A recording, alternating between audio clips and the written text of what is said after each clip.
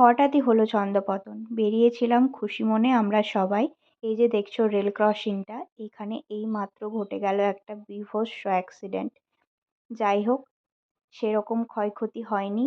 প্রাণহানির আশঙ্কা খুবই ছিল, কিন্তু যাই হোক দুজনে প্রাণে বেঁচে গেছেন। ভগবানকে অশেষ অশেষ ধন্যবাদ। হ্যালো বন্ধুরা, welcome back to our YouTube channel Anudeep lifestyle. তো আজকে আমরা চলে এসেছি গুপ্তিপাড়াতে।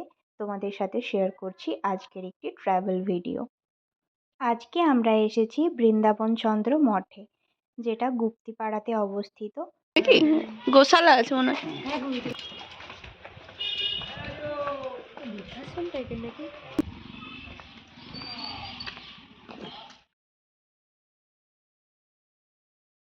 তোমাদেরকে ফলকের সাহায্যে দেখালাম যে এই মন্দিরটি মধ্য পরবর্তী যুগের এবং পুরোটাই পোড়ামাটির কাজ আছে এই মন্দিরে।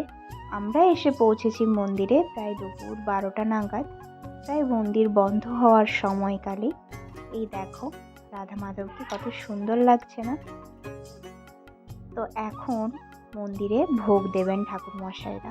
প্রতিটি মন্দিরে এখানে মোট 4টি মন্দির আছে, 4টি মন্দিরে ভোগ দেওয়া হবে এই সময়। আমরা যেহেতু জানতাম না, জানলে হয়তো আরেকটু তাড়াতাড়ি আসতাম। যাই হোক, ভগবানের ভোগ দর্শন আমাদের দেখা ভাগ্যে ছিল, তাই দেখে নিলাম। পরবর্তী আরও একটি মন্দিরে গিয়ে দেখলাম সেখানেও ভগবানকে ভোগ দেওয়া হচ্ছে। চলো, ভগবানের ভোগ দেওয়ার সময় তো পর্দা লাগিয়ে দেয়, তো সেহেতু তোমাদেরকে দেখাতে পারলাম না। দেখছো কত সুন্দর কারুকার্য। একটা মন্দির থেকে আরেকটা মন্দিরে যাওয়ার জন্য ঠিক একটা রাস্তা করে দিয়েছে, যেন একটা করে ব্রিজ। এই যে দেখছো এই মন্দিরটিতে আছেন জগন্নাথ দেব।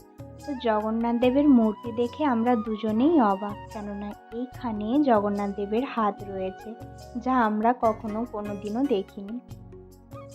প্রাচীনত্বের কারণে মন্দিরের বেশ কিছু জায়গার কিছু কিছু অংশে ভগ্নদশা তোমরা দেখতে পাচ্ছ, কিন্তু তা সত্ত্বেও আমার চোখে পড়ছে এই মন্দিরের কারুকার্য, যা সত্যিই অসাধারণ। এই যে দেখছো এই ব্রিজটার কথাই তোমাদেরকে বলছি। একটা মন্দির থেকে আরেকটা মন্দিরে যাওয়ার জন্য এই ধরনের রাস্তা তৈরি করা আছে। আর পেছনেই আছে ফলের বাগান, যেখানে আম, কাঁঠাল ইত্যাদি গাছ আছে। তো দেখেই তোমরা বুঝতে পারছো মন্দিরের পরিবেশটা কতটা শান্ত। আর আমি তো অনুভব করছি গ্রীষ্মকালে এই জায়গায় কতটা হাওয়া দেয়। তো এখানকার মানুষজন নিঃসন্দেহে এখানে বসে এত সুন্দর পরিবেশে গ্রীষ্মের বিকেলটা কাটাতে পারেন। মন্দির থেকে বেরিয়ে এখন আমরা যাচ্ছি গুপ্তিপাড়ার একটি ইকো পার্কে। তো এখানকার প্রাকৃতিক পরিবেশ দেখে তো আমার এখানেই থেকে যেতে ইচ্ছে করছে। ভিডিওটা দেখতে থাকো, আর আমার সাথেই ভিডিওর মাধ্যমে তোমরাও প্রাকৃতিক পরিবেশের সৌন্দর্য উপভোগ করো।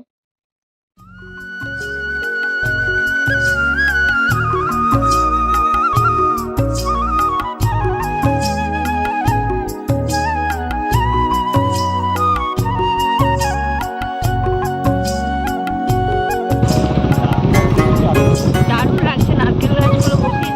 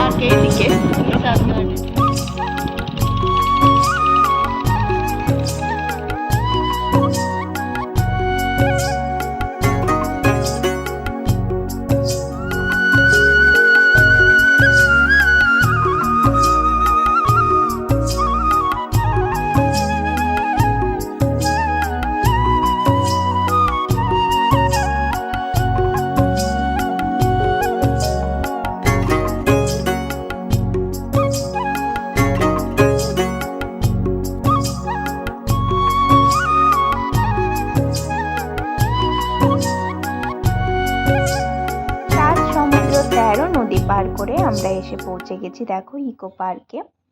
পার্কের ভেতরে প্রবেশ করে আমাদের কিছুই খাবার নেই ওর। দেরি আঁচড় করে মুচুর করে খেতে আরম্ভ করে দিয়েছি আমরা সবাই। দেখো পাশেই দেখা যাচ্ছে নদী, নদীর তীরে অবস্থিত এই ইকো পার্কটি নতুনভাবেই গড়ে উঠেছে এখনো, তাই খুব একটা বেশি উন্নতি করে উঠতে পারেনি, কিন্তু প্রাকৃতিক পরিবেশের কথা যদি বলি সত্যি খুবই ভালো এখানকার পরিবেশ। আজ শুধু চারিদিকে সবুজ আর সবুজ। এই তো দাঁড়িয়ে আছে জিরাফ, বিক্রি হচ্ছে দই ফুচকা, কিন্তু আমরা ফুচকা খাইনি, এই সময় ফুচকা খাওয়াটা ঠিক নয়, কারণ এখন খাওয়ার টাইম হয়ে গেছে, বাড়ি ফিরে খেতে হবে। এই দেখো হাতি মামা দাঁড়িয়ে আছে, হাতি মামাকে দেখেই আমরা সবাই ছবি তুলতে চলে গেছি। কেউ সুর ধরে ঝুলেছি, কেউ দাঁত ধরে ঝুলেছি, কেউ আবার পা জড়িয়ে ধরেও ছবি তুলেছি। এই দেখো মাংকি দাঁড়িয়ে আছে, সে বলছে আমাকে ইউজ করো, কিন্তু তা সত্ত্বেও মানুষজন এখানে ওখানে আবর্জনা ছুঁড়ে ফেলে দেয়। তো আমার বন্ধুগণ বাইরে গেলে বা যেখানেই থাকো নিজের অপ্রয়োজনীয় জিনিসপত্র এখানে ওখানে না ফেলে ডাস্টবিন ব্যবহার করবে। আজকে চারিদিকে সবুজ আর সবুজ দেখে আমাদের খুবই ভালো লাগছে, কেননা আমরা সবসময় দূষণের মধ্যে থাকি, চারিদিকে কিচিরমিচির আওয়াজ, একটু শান্ত পরিবেশেই নিজেদেরকে ভালো লাগে থাকতে। তাই এখানে যে পরিবেশ সেটা খুবই ভালো। আর দূরে হচ্ছিল পিকনিক, ভেবেছিলাম ওনাদের পিকনিকেই আমরা চলে যাব।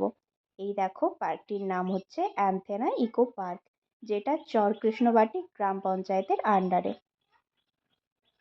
এখানে গাড়ি পার্কিংয়ের ব্যবস্থা আছে, তোমরা যারা কাছাকাছি থাকো তারা এখানে এসে কিছুটা সময় কাটিয়ে যেতে পারো। আমার তো সব থেকে ভালো লেগেছে এখানে আসার যেই রাস্তা, সত্যিই অসাধারণ। আজকের ভিডিওটি এই পর্যন্তই, টাটা, সবাই ভালো থেকো, সুস্থ থেকো।